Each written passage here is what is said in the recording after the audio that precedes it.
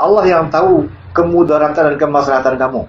Allah yang tahu siapa orang yang jahat kepada kamu. Ya. Allah yang lebih tahu masa depanmu yang terbaik bagimu. Karena dia maha mendengar lagi maha mengetahui. Karena itu tunggu saja. Ya. Jika satu fenomena kejadian, apakah itu politik, apakah itu ekonomi dan lain sebagainya, ternyata menggelisahkan kamu sebagai orang beriman, maka hendaklah kamu tenang. Ya, kamu di bawah penjagaan Allah.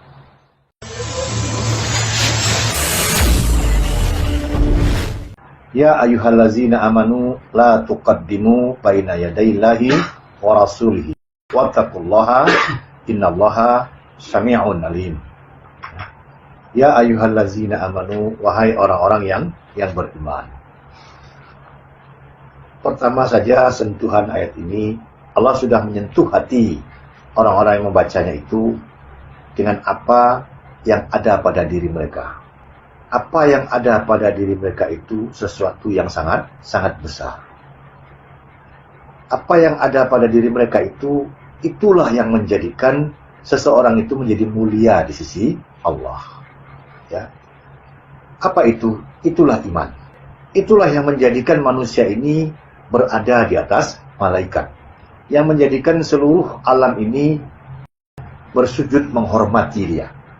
Maka dengan apa yang dia miliki, yang ada dalam hatinya itu, Allah menyentuh itu, menyebutkan dengan apa yang dia menjadi terhormat di sisi Allah itu, Allah menyebutkan la tuqaddimu baina yadayillahi wa rasulihi.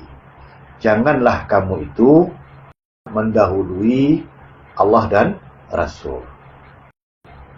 Jangan kamu dahului tangan Allah dan Rasul. Allah mewanti-wanti, memberi peringatan dengan menjelaskan kepada kaum muslimin bahwasanya mereka itu adalah orang-orang yang tidak mengetahui. Kita masih ingat satu cerita yang dibicarakan oleh surat sebelumnya, yaitu surat Al-Fat, yaitu kisah perjanjian Hudaybiyah. Saya singgung sedikit. Rasulullah itu bermimpi. Apa mimpi beliau? Mimpi beliau adalah beliau masuk ke kota Mekah dalam keadaan beliau telah bercukur. Begitu pula para sahabat. Ya, kemudian mereka menyembelih kurban di Masjidil Haram. Ini Rasulullah bermimpi. Di mana posisi Rasulullah? Rasulullah ada di Madinah. Itu kira-kira terjadi di tahun ke-6 Hijrah. Ya. Jadi sudah 6 atau 7 tahun hijrah ke Madinah. Tiba-tiba Rasulullah bermimpi itu. Peristiwa itu terjadi beberapa bulan berselang setelah perang Ahzab, perang Khandaq. Ya. Nah, mimpi Rasulullah itu beliau membayangkan bahwasanya itu adalah gambaran yang digambarkan itu yang akan terjadi kelak.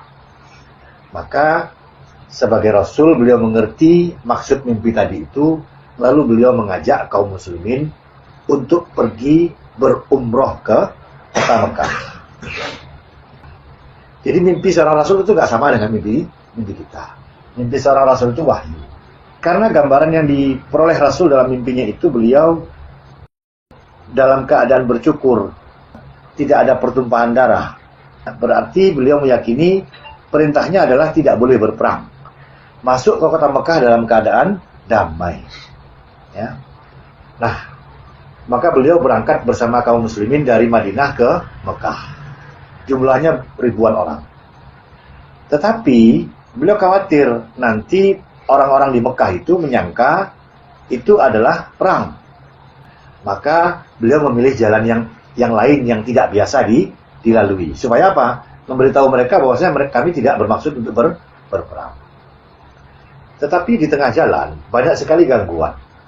Terutama oleh suku-suku nomaden atau yang lebih dikenal orang-orang Badui yang memang disewa oleh orang-orang Mekah untuk mengganggu perjalanan Nabi. Nah, itu saja sudah memancing kemarahan kaum muslimin. Nah, kaum muslimin pada waktu itu disuruh Nabi memang tidak boleh bawa senjata yang macam-macam, paling hanya pedang saja. Kemudian ketika tiba di Hudaybiyah, ya, onta Nabi tidak mau berjalan. Nah, Nabi mengatakan kita disuruh berhenti di sini. Lalu beliau mengirim utusan ke ke kota Mekah untuk mengatakan kalau beliau tidak akan berperang dan hanya ingin umroh di Ka'bah. Ternyata orang-orang Mekah menolak dengan mengatakan mereka tidak bersedia. Lalu terjadi nego, kirim-mengirim utusan. Sampai pada kesimpulannya, dibuatlah perjanjian Hudaybiyah bahwasanya umroh pada tahun ini tidak diperbolehkan. Tapi akan terjadi umroh di tahun yang 2 tahun lagi.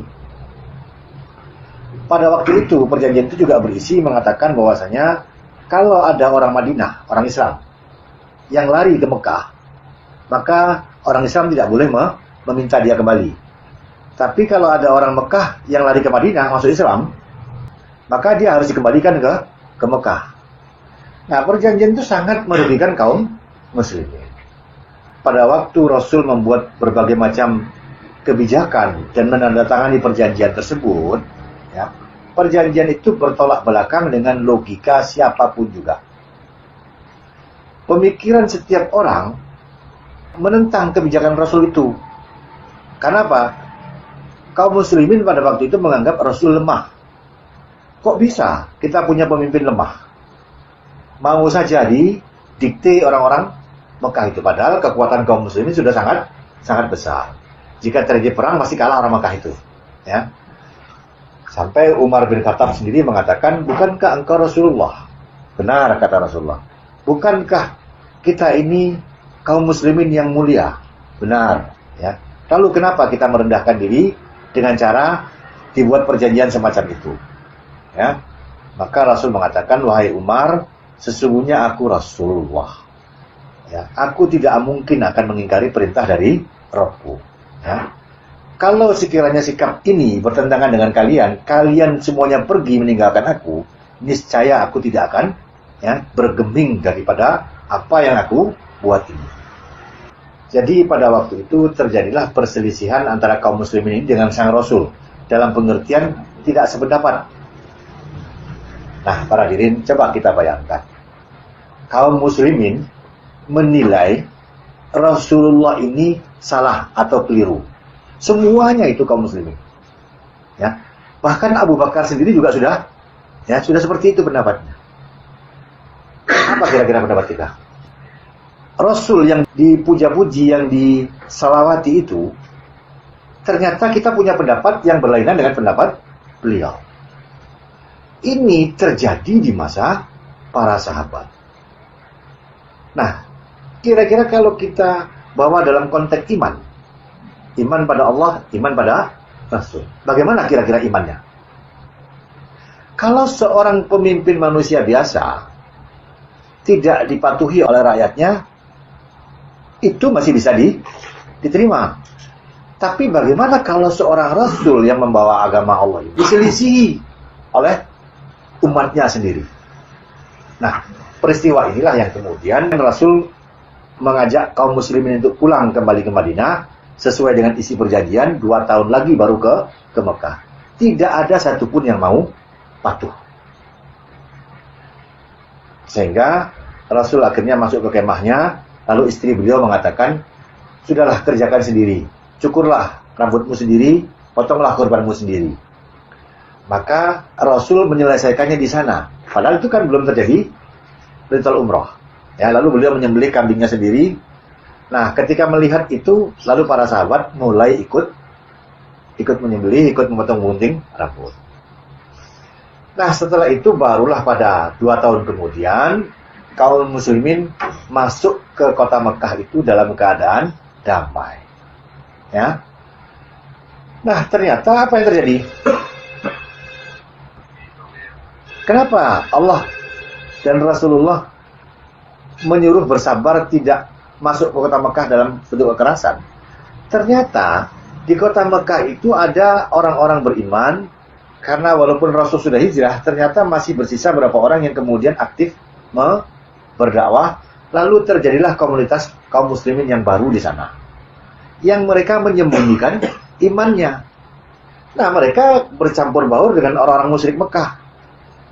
Nah, kalau sekiranya terjadi perang antara Mekah dengan Madinah, apa yang terjadi? Kaum muslimin tidak tahu mana yang orang beriman, akhirnya bisa terbunuh. Padahal membunuh orang beriman kan sesuatu yang dosa besar. Nah, begitulah Allah mengatur segala sesuatu karena Allah Maha tahu. Siapakah di antara manusia yang tahu isi hati? Tidak tahu kan? Tapi Allah tahu. Ya. Karena Allah tahu di dalam hati manusia itu ada iman, maka Allah lindungi hati tadi itu. Maka dia aturlah oleh Allah kaum muslimin masuk kota Mekah tidak dalam keadaan peperangan. Jadi, pengaturan-pengaturan Allah dan Rasul itu adalah karena apa? Allah Maha tahu akan segala sesuatu. Sedangkan kaum muslimin tidak tahu apa-apa walaupun mereka jumlahnya keseluruhannya. Paham kita di sini?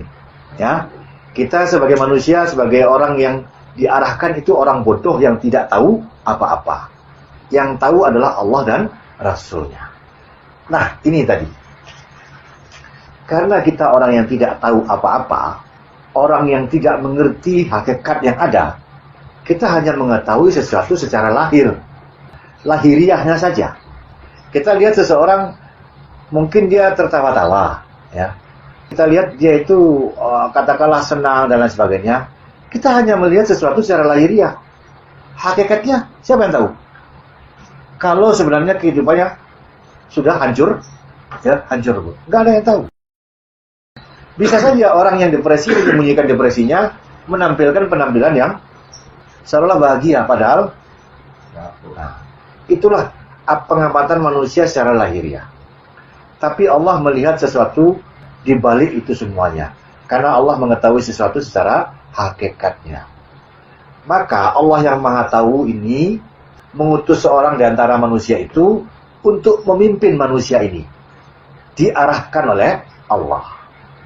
Karena itulah kemudian manusia yang dipilih Allah ini disebutnya sebagai utusannya kepada manusia yang lain untuk menjadi pemimpin mereka. Nah, karena Rasul ini yang memimpin, maka berhasillah sekelompok manusia yang membenarkan Rasul tadi itu, bersedia disuruh oleh Rasul itu, diarahkan, ya, diperintah dan lain sebagainya. Akhirnya berhasillah mereka sampai ke tingkat yang paling mulia sebagai manusia. Ya. Nah, Allah menyebut jangan kamu mendahului Allah dan Rasul. Jangan merasa pandai. Jangan merasa lebih tahu. Jangan kamu merasa saya wis ruh sak gurunge pinara. Ya, ingat. Persoalan-persoalan kehidupan manusia ini, hidup ini bukan kita melihat hanya secara lahir. Kehidupan ini ya lebih luas daripada apa yang dilihat oleh biji mata kita, daripada apa yang didengar oleh telinga kita, ya. Karena kehidupan ini bukan hanya kehidupan lahir, tapi juga apa? Alam gaib. Jadi apa yang kita lihat, alam ini lebih luas dari alam yang kita lihat sebenarnya, ya. Nah, inilah yang sebenarnya diterangkan oleh Allah, bahwasanya bukan hanya alam lahir ini yang kamu ketahui, tapi juga ada alam gaib yang tidak dapat kamu lihat. Karena itu Allah menuntun kaum muslimin, ya, supaya mereka melihat sesuatu secara hakikat, ya, untuk menyibakkan tabir kegaiban yang tidak mungkin dicapai oleh akal pikiran mereka. Karena itu mereka dipimpin oleh seorang Rasul. Nah, kemudian Allah menjelaskan, ya, jangan kamu merasa lebih pandai, jangan kamu merasa lebih tahu, jangan merasa lebih pintar. Nah, itu berarti, hai orang-orang beriman, letakkan segala logikamu, letakkan perasaanmu, letakkan seleramu. Ya, kan 3 hal ini yang menjadi pendorong bagi seseorang untuk berbuat, ya kan? Nah, di sini kalau persoalan ini kemudian kita lihat manusia itu berbuat karena itu, kita lihat, maka Allah memperlihatkan bagaimana Khidir dengan Musa. Lihatlah. Ketika Khidir merusak perahunya nelayan itu, marah kan Musa? Kenapa? Karena menurut Musa, menurut logikanya, ini sesuatu yang tidak betul. Nah, alat ukur yang digunakan oleh Musa adalah akalnya, pemikirannya. Ya, maka Musa berpendapat atas sesuatu, memberi penilaian atas sesuatu berdasarkan kesimpulan logikanya. Ketika Musa melihat Khidir membunuh anak kecil, Apa yang terjadi? Ya. Nah, hati nurani Musa tidak bisa menerima kenyataan itu, makanya dia berkomentar, ya. Nah, begitu juga ketika perutnya lapar, dia dengan Khidir perutnya lapar, tiba-tiba membuat rumah untuk anak yatim itu tanpa ada bayaran. Apa yang terjadi? Ngomel kan Musanya kan. Lah apa gini gak dikongkon gak anu gini. Kira lagi iso tak ngomong sing diomong bae apa? Dikeimangan ta apa kan begitu. Akhirnya kita melihat ternyata 3 hal inilah yang menjadikan manusia itu memberi sikap, berpendapat, ya, atau berbuat. Maka di sini Allah mengatakan jangan kamu dahului Allah dan Rasul. Apa artinya berarti? Jangan kamu gunakan logikamu, ya, jangan kamu pakai perasaanmu, ya, dan jangan kamu lepaskan syahwatmu, ya. Karena itu Allah mengatakan membatasi kamu bodoh tidak tahu apa-apa, ya. Wattaqullah, takwalah kalian kepada Allah. Nah, sikap takwa itu mesti didahului dengan yang tadi itu, ya, membatasi diri, berhenti, tidak mendahului Allah dan Rasul. Tidak mendahului Allah dan Rasul itu artinya tidak mendahulukan apa yang menjadi maunya diri kita ketimbang maunya Allah dan Rasul. Ya. Jangan kamu dahulukan apa yang menjadi maunya kamu. Tunggulah apa yang menjadi maunya Allah dan Rasul. Itu namanya takwa. Mengkondisikan diri, menata diri untuk menahan diri, menunggu ketentuan. Kalau ketentuan sudah ada, berarti apa? Membawa diri kita untuk menuju kepada ketentuan. Nah, itu yang namanya takwa. Lalu Allah mengatakan, Innallaha sami'un alimun. Sesungguhnya Allah maha mendengar lagi maha mengetahui. Allah itu maha mendengar. Alangkah tajamnya pendengarannya. Ya. Kita tidak bisa mendengarkan percakapan semut, ya kan? Ya. Allah bisa mendengar percakapan siapa saja. Apakah kuman, apakah bakteri, ya. Apakah itu jin, apakah itu segala sesuatu yang berbicara, Allah mendengar apa yang dia ucapkan. Bukan hanya yang keluar di mulut, malah sesuatu yang masih tersimpan di hati, Allah juga mendengar suara hati. Hati ini kan bisa bicarakan juga kan? Suara hati itu kan ada. Ya, Allah mendengar suara hati itu. Berarti ada nggak yang tidak diketahui Allah? Tidak ada. Semua diketahui Allah. Kalau ada orang membuat makar untuk Islam ini, lalu mereka rapat diam-diam jam 12 malam di tengah hutan, di dalam gua, ya, nggak ada telinga yang bisa mendengar apa yang mereka ucapkan, padahal perkataan mereka itu makar terhadap agama Allah. Tahu nggak Allah? Padahal apa yang mereka merencanakan itu keji kepada umat Islam. Tahu nggak Allah? Nah, karena itu Allah Maha tahu. Artinya percaya sepenuhnya kepada Allah. Allah yang tahu kemudaratan dan kemaslahatan kamu. Allah yang tahu siapa orang yang jahat kepada kamu. Ya, Allah yang lebih tahu masa depanmu yang terbaik bagimu. Karena Dia Maha mendengar lagi Maha mengetahui. Karena itu tunggu saja. Ya. Jika satu fenomena kejadian, apakah itu politik, apakah itu ekonomi dan lain sebagainya, ternyata menggelisahkan kamu sebagai orang beriman, maka hendaklah kamu tenang. Ya, kamu di bawah penjagaan Allah.